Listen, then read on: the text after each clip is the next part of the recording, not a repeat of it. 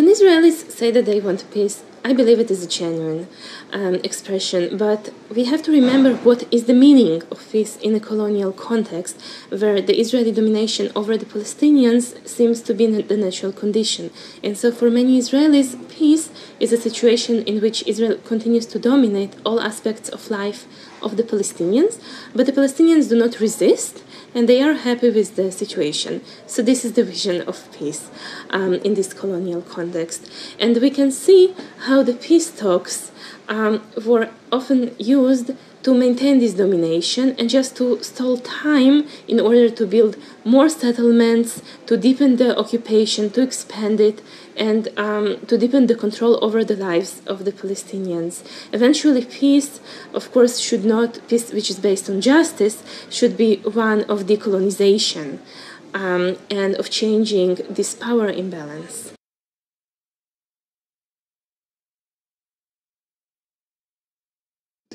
Well, the main problem with the Palestinian call for boycott, divestment and sanctions on Israel until it complies with international law and human rights is that there are so many misconceptions about it. Many people don't even take the time to read the entire call and to see what is their position on that. So when the Israeli government promoted the anti-boycott bill, it was actually a chance for us to educate the civil society on what the call for BDS really means. And in the course of our campaign to block the anti-boycott law, more than 50 Israeli civil society organizations signed the petition against the bill, including organizations that don't support the BDS as a strategy, but see it still as a legitimate, non-violent political strategy. And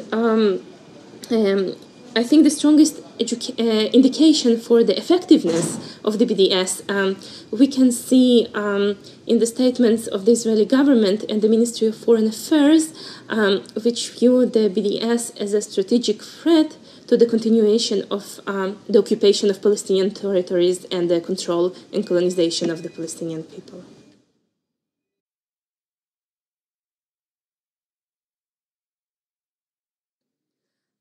We often hear that Israel is the only democracy in the Middle East as a response to a critique on obviously anti-democratic measures. The most obvious fact is that Israel controls the lives of 3.5 million people who cannot vote to the parliament. So, of course, you cannot speak about democracy when people who are controlled by that government cannot elect it. So, in fact, it is not an elected government by the people it is controlling. And really, the list of anti-democratic measures, policies implemented by Israel every day, both in the occupied Palestinian territories and within Israel, against Israeli citizens of non-Jewish ethnic identity, it's a very long one, from denying water and electricity and basic infrastructure and living conditions from the Bedouin population, 40 unrecognized villages to this day. Even though Palestinian citizens comprise 20% of Israel's population, since the establishment of the state, the number of towns constructed for Palestinians is 0. So you have completely irresponsible conduct against Israeli citizens, and we must not forget that the Israeli society is profoundly militarized.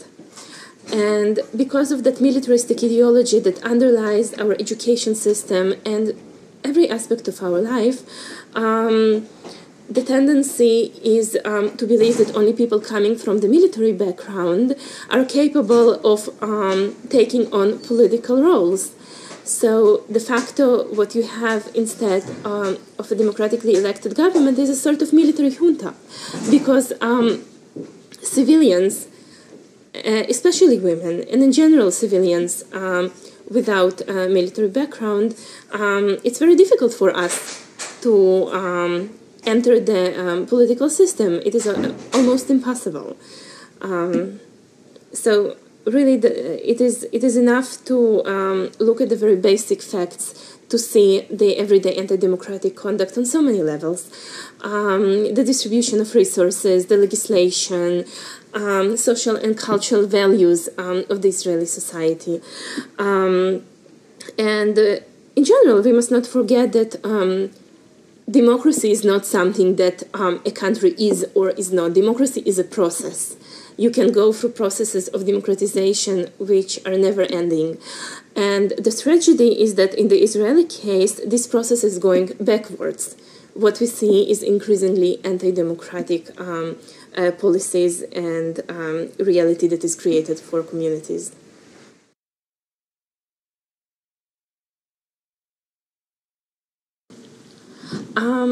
Israel is often considered to be a country of gender equality, and for me, as a women's rights activist coming from Israel, this is always surprising and unfortunate because I see how our struggles for gender equality against sexism, against militarism and homophobia are being co-opted and cynically used in order to promote the national image of Israel, and often to do so in order to justify violations of human rights and violations of international law against Palestinian men and women. And this is, of course, unacceptable because the struggle for women's rights is so intimately connected with other struggles for human rights. There is a long list of ways in which Israel every day undermines the right of women to health, to safety, to livelihood, to education, through its restrictions on the freedom of movement in the occupied Palestinian territories, through its refusal to develop infrastructure and transportation in Palestinian cities inside Israel for its own citizens, not enabling women to go to work, not enabling them to exit their villages and towns. So, and that, of course, without speaking about the demographic ideology of Israel. It is well known that Israel is quite fetishistic about Jewish majority in Israel. And how do you get that if not by exploiting women's reproductive rights and by seeing Jewish women as those who are ought to produce new population and Palestinian women as a demographic threat or a ticking bomb. Of course, this kind of politicization of our reproductive rights, which is at the very core of the national ideology, seems to me one of the most outrageous examples of violations of women's human rights, both on practical and ideological level.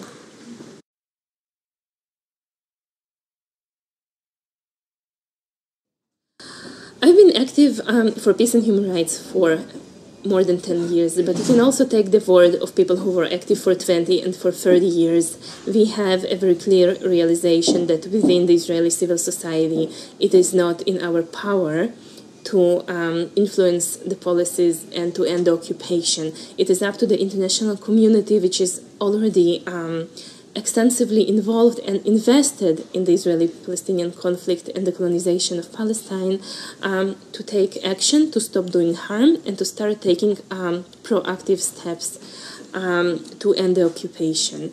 And this is something that will be done also on the EU level only when the pressure comes from the member states. And the pressure will come from politicians of the member states only when their electorate, which is their constituencies, will start pressuring them to take action. So in this way, the solidarity of the international civil society and their mobilization and their willingness to pressure their own governments, first to stop complicity, the existing complicity in the occupation, and second, to actually start taking action to promote peace and human rights and international law, on which they like to talk about, is essential for us.